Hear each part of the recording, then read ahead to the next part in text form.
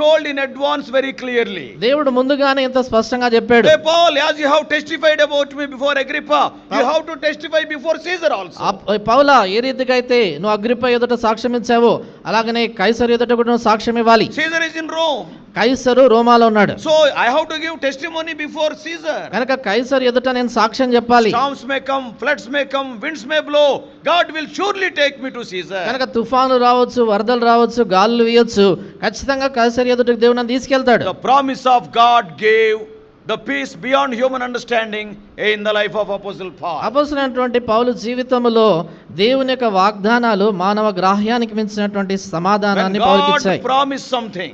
దేవుడు ఏదైనా వాగ్దానం చేస్తే, let what may happen in our life, మన జీవితంలో ఏమైనా జరగనివ్వండి, enemies will be there, శత్రువులు ఉంటారు, sometimes circumstances may not cooperate, కొన్నిసార్లు పరిస్థితులు సహకరించకపోవచ్చు. but one thing is very true, అయితే ఒకటి మాత్రం వాస్తవం, that promise is going to pass. ఆ వాగ్దానము నెరవేర్చబడుతుంది.